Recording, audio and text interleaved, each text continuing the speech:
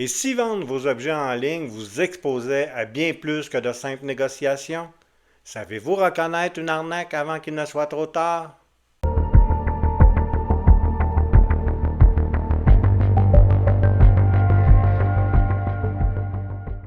Saviez-vous que vendre sur un site de revente peut attirer l'attention des fraudeurs? Les arnaques sur les sites d'occasion sont de plus en plus fréquentes et touchent des gens chaque jour. Comment éviter de tomber dans leur piège et vendre vos objets de manière sécuritaire? C'est ce qu'on va voir aujourd'hui.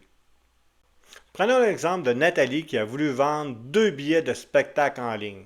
Rapidement, un soi-disant acheteur l'a contacté, se disant intéressé et même prêt à payer plus pour sécuriser l'achat. Pour éviter les arnaques, il lui a proposé de passer une entreprise de livraison reconnue pour sécuriser la transaction. Nathalie devait créer un compte sur un site recommandé par l'acheteur et suivre des étapes guidées pour recevoir son argent.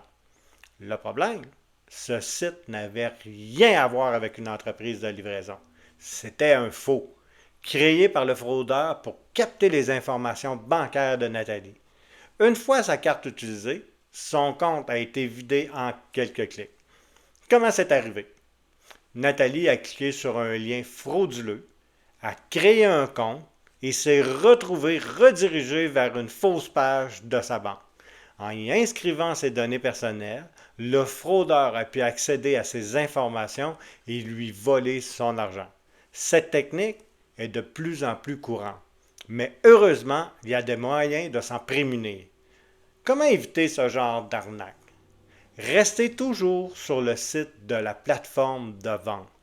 Si un acheteur vous propose de sécuriser la transaction ailleurs, méfiez-vous.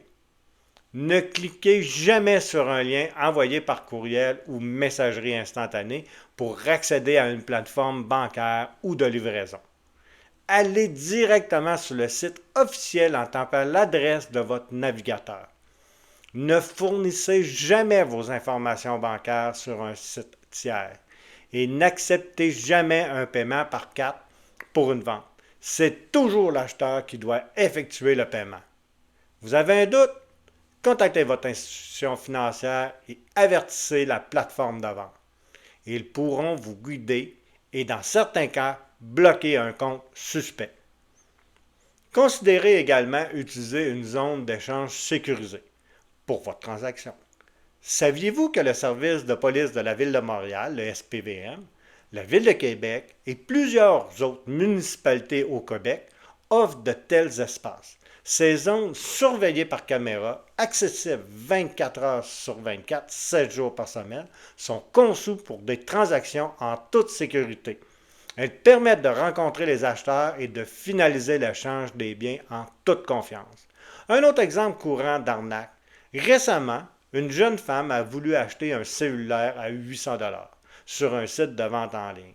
Elle a accepté de rencontrer le vendeur dans un stationnement d'un centre commercial pour finaliser l'échange en croyant que c'était sécuritaire.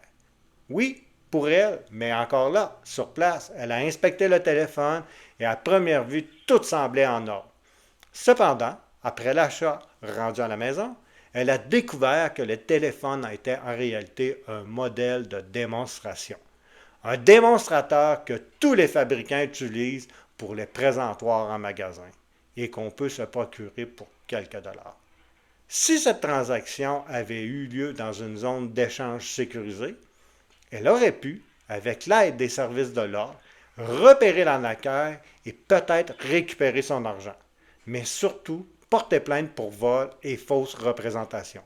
Ce cas illustre bien pourquoi il est essentiel de faire les choses dans un environnement sécuritaire pour se protéger.